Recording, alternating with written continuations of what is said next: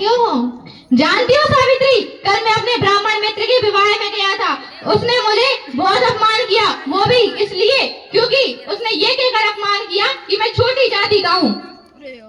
सो तो है, ये पंडित हम लोगों को कुछ नहीं समझते, और अगर समझते भी हैं तो अपने पैरों की जूती समझते हैं।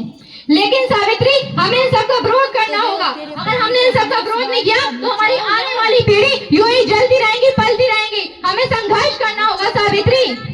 सो तो है, लेकिन कैसे? ये मठ पुरोहित, ये ब्राह्मण तो हमें शिक्षा नहीं देंगे ना। ये शिक्षा का अधिकार अपने हाथों से हमें कभी नहीं देंगे। हमें हथियार उठाने होंगे सावित्री, लेकिन बंदूक तलवार नहीं, बल्कि हमें कॉपी किताब उठाने होंगे सावित्री। यही हम, इसी से हम शिक्षित होंगे। अगर तू जी ये कर अभी भी हमें, मैं जानता हूँ सावित्री, मैं सबसे पहले तुम्ही को पढ़ाऊंगा। ईश्वर भी नहीं जानता, तो चले फिर। ईश्वर भी नहीं मुझे हाँ सावित्री, मैं तुम्हें पढ़ाऊंगा। मैं जानता हूँ, मैं अनुभव कर सकता हूँ कि जो स्त्री घर को संभाल सकती है वो स्त्री घर में, उस स्त्री को इन लोगों ने, छोटी जाति के बच्चों को पढ़ा, उस स्त्री को इन लोगों ने पढ़ाई से, शिक्षा से कोसों दूर कर रखा है। उस स्त्री से इन लोगों ने कापी किताब कलम छीनकर केवल चूल्हे चौकों में सिमटा दिया है। मैं जानता हूँ सावित्री, ये बड़ी जाति के ब्राह्मण, ये लोग चाहते हैं कि मैं नहीं, छोटी जाति के हम लोग नहीं पढ़ सके, और हम लोग पढ़ लिख गए तो हम इन लोगों से बड़े अफसर बन जाएंगे। इन लोगों की सारी व्यवस्था, बड़ी बड़ी व्यवस्था को उलट पुलट कर देंगे। लेकिन ये ऐसा नहीं चाहते, ये चाहते हैं कि हम और हमारी आने वाली पीढ़ियां इनके पैरों तले रोन दिए जाएं। लेकिन सावित्री, मैं जानता हूँ सावित्री, एक दिए से सैकड़ों दिए जलाए जा सकते हैं। इसी प्रकार मैं इन बच्चों का नवजीवन तैयार करूंगा, इन सबको शिक्षा प्रदान करूंगा। सावित्री, मैं तुम्हें शिक्षित करूंगा और तुम्हें शिक्षा देनी होगी, लेकिन तुम्हें इस रास्ते में चलते समय काफी जोर विरोध होगा। लेकिन तुम्हें शिक्षा के मार्ग पर धैर्य से और साहस से काम लेना होगा, संघर्ष करना होगा। तो चले फिर। चलो, कहाँ? मुझे पढ़ाने आओ।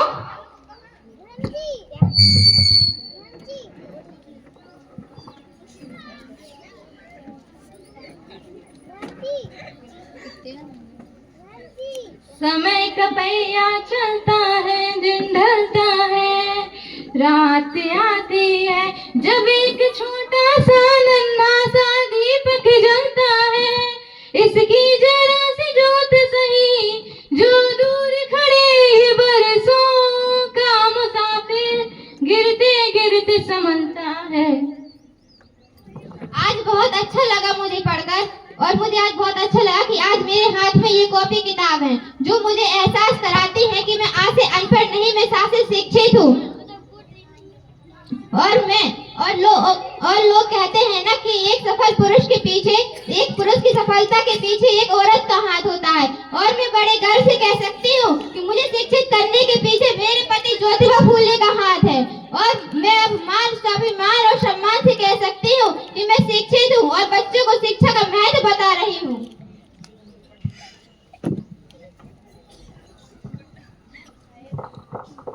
सावित्री, तू ऐसे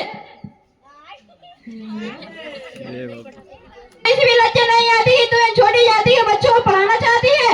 तुझे नहीं पता कि पढ़ने का अधिकार केवल ब्राह्मणों के बच्चों का है?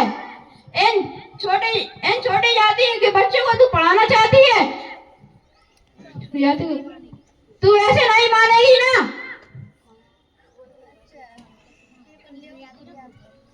थोड़ी दूर चलो। तू ऐसे नहीं मानेगी ना? नहीं नहीं नहीं। हा हा हा हा हा हा हा हा। ऐसा वित्तीय, अगर तूने अभी भी यह कार्य नहीं छोड़ा, पाठशाला बंद नहीं की, तो मैं क्या कर बैठूंगा ये ईश्वर भी नहीं जानता। तू जाके वह कार्य कर जो तेरी जमात वालों को अच्छा लगता है। और सावित्री, तू तो वह कार्य कर जो दूसरी औरतें घर पर बर्तन मांजती हैं, ना कि इन छोटी जाति के बच्चों को पढ़ा। धिक्कार है तुझ पर।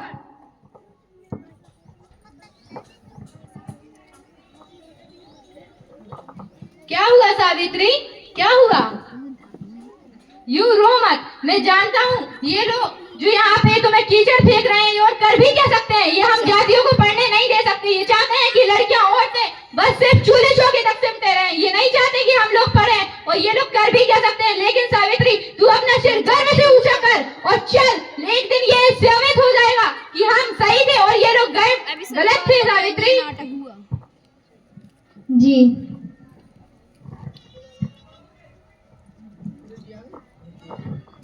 ज्योति ज्योति ज्योति जी बाबा। ये बहू की साड़ी पर कीचड़ के निशान कैसे, क्या हुआ? वो गजिए पढ़ाने जा रही थी तो कुछ ब्राह्मणों ने इसके ऊपर कीचड़ फेंक दिया।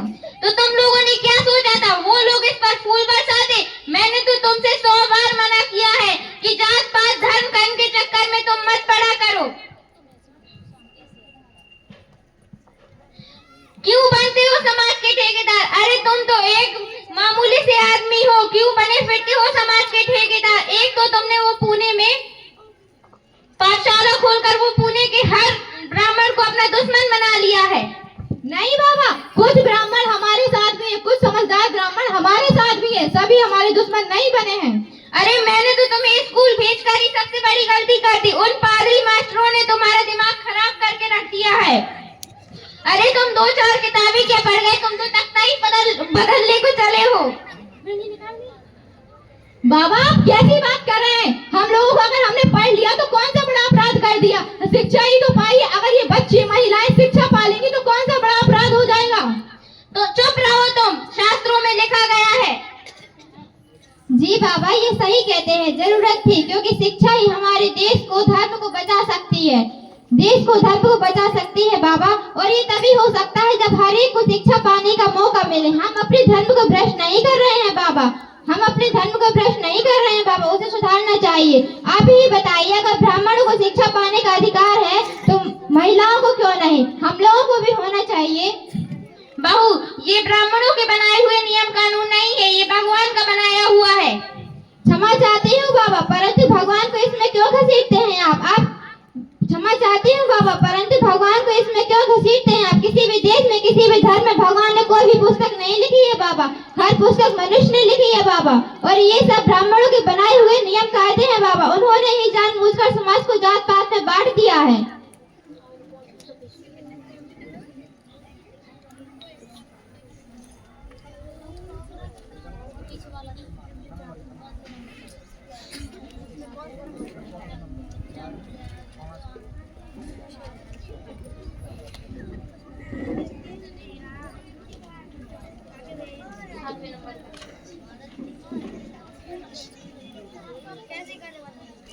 नहीं आपको बोलना कि ऊंची जात वाले, वो तो चाहते ही है कि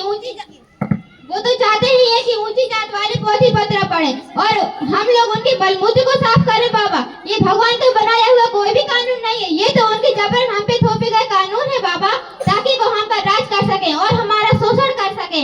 ये शूद्रों के नाम पर, महिलाओं को, औरतों को कभी शूद्रों के नाम पर हो चाहे भगवान के नाम पर, हमेशा दबाया ही गया है बाबा। चुप रहो तुम, शास्त्रों में लिखा गया है, ढोल गवार शूद्र पशु और नारी सब ताड़न के अधिकारी।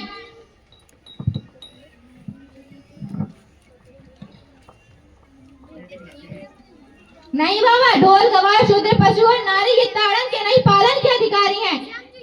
अब महिला किसी पशु को मारना ये कौन सी इंसानियत है? और महिलाओं को पर ताड़ना देना ये कौन सी इंसानियत है बाबा, बताइए। ज्योति ये सब हमारे पुरखों के बनाए हुए नियम कानून है, अब हम इन्हें लौट नहीं सकते।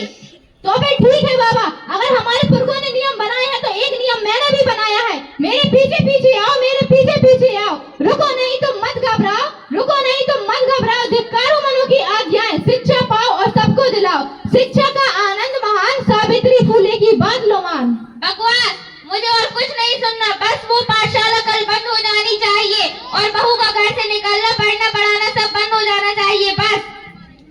नहीं बाबा, ऐसा नहीं हो सकता। अब मैं समाज सुधार का संकल्प ले चुका हूँ, इसके अलावा अब मैं कुछ नहीं करना चाहता। इस लड़ाई से अच्छा है कि हम दोनों अपने मार्ग से अलग कर ले, मार्ग से अलग हो जाएं। चलो सावित्री जी। सावित्री अपना सामान बांध लो, बाबा क्षमा चाहता हूँ, आज्ञा दें। सावित्री एक बार फिर सोच लो बेटा, अपना घर जलाकर तमाशा नहीं देखा जाता। नहीं बाबा, मैं अपना निर्णय ले चुका हूँ। आप मेरे इस निर्णय के साथ नहीं रहना चाहते तो इस लड़ाई से अलग हो जाइए। अच्छा है कि हम दोनों अलग अलग हो जाएं। चलो सावित्री, कहा था ना, विरोध की आवाज सबसे पहले अपने घर से ही निकलती है। चलते हैं बाबा।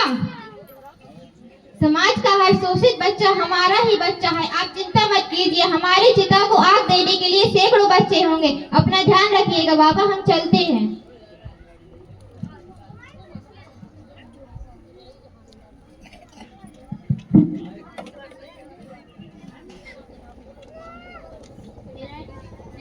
ज्योति, एक बार फिर सोच लो। इस समाज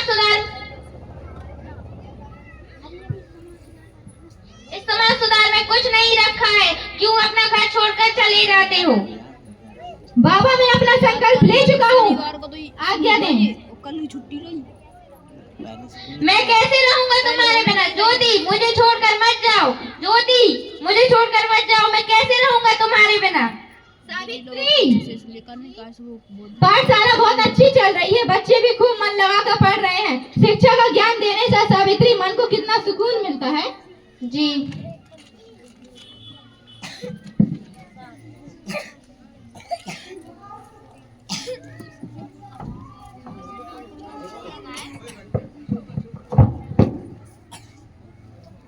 ज्योति, ज्योति, कौन हो तुम? ये क्या कर रहे हो? सावित्री, कुछ मत कहना उसे। कौन हो तुम? किसने भेजा है? रामाश्री, हमने तुम्हारा क्या बिगाड़ा है? मुझे नहीं पता ब्राह्मणों ने मुझे क्यों भेजा है। मुझे तो यह पता है कि ब्राह्मणों ने तुम्हें मारने के लिए भेजा है। हमने तुम्हारा क्या बिगाड़ा है? अगर तुम्हें मुझे मारने से तुम्हारा फायदा होता है, उन सनातनी को खुशी मिलती है, तो मुझे मार दो। सावित्री, मेरे मरने के बाद तुम अपने ये पढ़ाई के छोटी जाति के बच्चों को पढ़ाने का काम जारी रखना। सावित्री, क्या मुझे तो उन ब्राह्मणों ने बताया ही नहीं कि तुम हमारे बच्चों को पढ़ाते हो?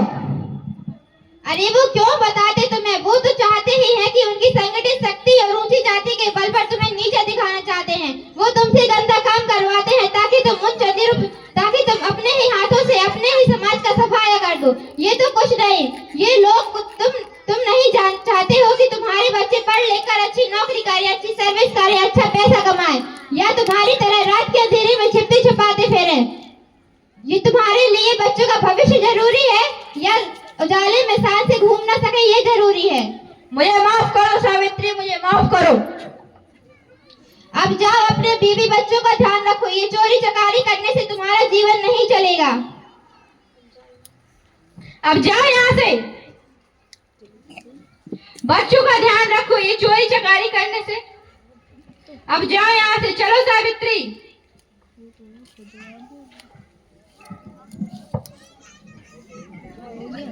जा, निकल जा मेरे घर से। जा निकल जा मेरे घर से।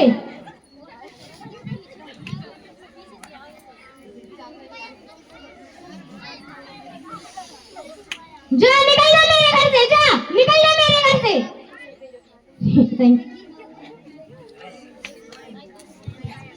अरे भैया, मैं कहाँ जाऊंगी? मुझे घर से मत निकालो। तुझे मेरा ही घर मिला था मुंह काला करने के लिए। पति के मरने के बाद क्या जरूरी थी ये सब कर्म करने की? एक तो मैंने तेरे को अपने घर में जगह दी, और महारानी का पेट अभी से भारी होने लगा। ये समाज वाले क्या बोलेंगे मुझे? समाज तो बहाना ढूंढती ही है। अरे क्या बात है, आप बहुत परेशान हो। अरे क्या बताऊं सावित्री भाई, मास्टर जी ने मेरी समस्या के बारे में आपको बता ही दिया होगा, लेकिन ये सब हुआ कैसे? अरे वो ऐसे सावित्री भाई, ये मेरी बहन है काशी बाई। जब ये पैदा हुई थी तो माँ चल बसी, और कुछ महीनों के बाद ही पिताजी भी चल बसे। हमने इसको पाल पोस कर बड़ा किया और इसकी शादी की। फिर ये अपने ससुराल गई और इसके पति का रोड दुर्घटना में एक्सीडेंट हो गया, वो मर गया, और इसके ससुराल वाले इसके ऊपर अत्याचार करने लगे। फिर हमने कहा कि हम अपने घर बुला लेंगे और हमारे घर रह लेगी। फिर हमारे यहाँ एक रिश्तेदार आए और हम काम से बाहर गए थे। अब वो रिश्तेदार कहाँ है? अब इसी बात का तो रोना है सावित्री भाई। उस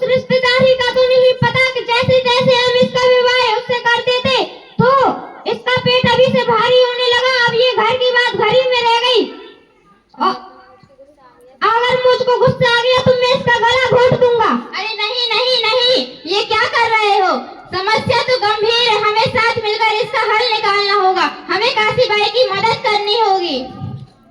काशी बाई, मैं तुम्हारी मदद ना तो तुम्हारे भाई के लिए कर रही हूँ, ना समाज के लिए। मैं ये मदद सिर्फ तुम्हारे लिए कर रही हूँ। अब रो मत, चलो मेरे साथ।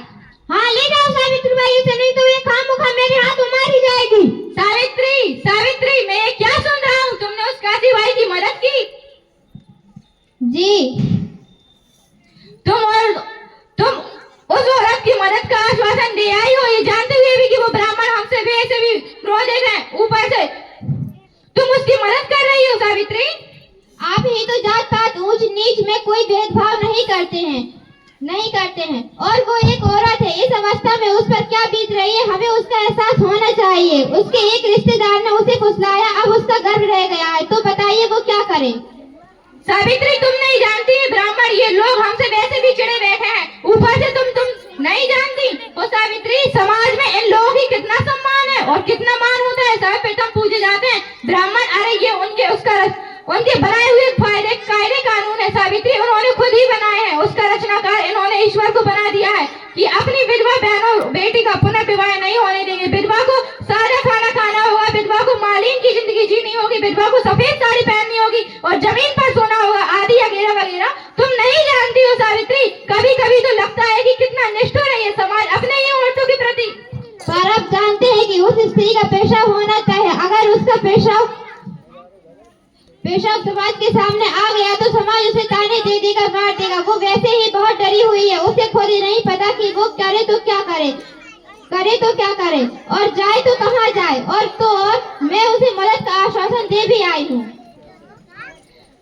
तो क्या चाहते हैं हम सब? वो चाहते हैं कि उसका प्रसव हो जाए। क्या हम उसे अपने घर में ला सकते हैं? ठीक है, कर लो। क्योंकि आप ही कहते हैं ना, हर धर्म में और जाति हर धर्म और किसी भी जाति की औरत के साथ गलत होता आया है। तो फिर क्या फर्क पड़ता है कि क्या वो औरत ब्राह्मण है या शूद्र? हम उसके बच्चे को गोद ले लेंगे। आखिर तर्क देकर अपनी बातों को मनवा ही लेती हो तुम। ठीक है, ले आओ। अब हम विधवाओं को सहारा देने के लिए आसरा भी खोलेंगे ताकि वो भ्रूण हत्या से बच सकती हैं और आत्महत्या से भी। जी।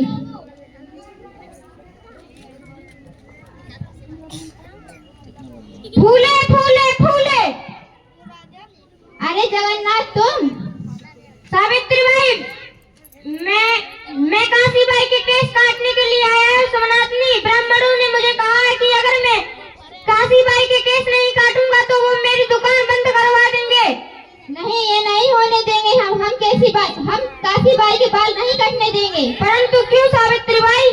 काशी बाई, तुम मत डरो, मैं तुम्हारे केस नहीं कटने दूंगी। सावित्री बाई, मुझे सनातनी ब्राह्मणों ने धमकाया है कि अगर मैं काशी बाई के केस काटते नहीं आया तो ये वो मेरी दुकान जलवा देंगे। ये लोग होते कौन है विधवा के बाल काटने वाले? अगर इतने ही धर्म कर्म के पंडित है ना तो अपना उसरल हाथ में लेकर बोलना कि अपनी बहन बेटियों के बाल खुद काटें। और तुम भूल के भी यहाँ आ कैसे गए, जानते हुए भी कि हम विधवाओं के बाल काटने के सख्त खिलाफ हैं। परंतु सावित्री बाई, सनातनी ब्राह्मण तो यह कहते हैं कि अगर काशी बाई के केस कट गए होते तो उसे इस परिस्थिति में नहीं जाना पड़ता। हम विधवाओं के बाल काटने के सख्त खिलाफ हैं। जाओ यहाँ से। काशी बाई, अंदर चलो।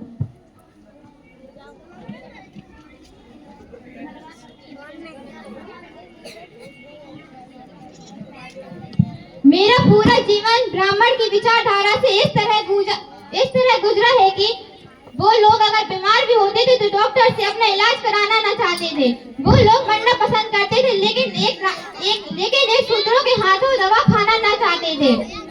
और अगर मैं अपनी जीवन गाथा पूरी सुनाऊंगी तो हो सकता है शायद समय कम पड़ जाए। और मैं अपने सभी समस्त अध्यापकों और मेरे सभी सम्मानित टीचर्स और मेरे सभी साथियों, मैं सबको नमस्कार करती हूँ। जय संविधान, जय संविधान।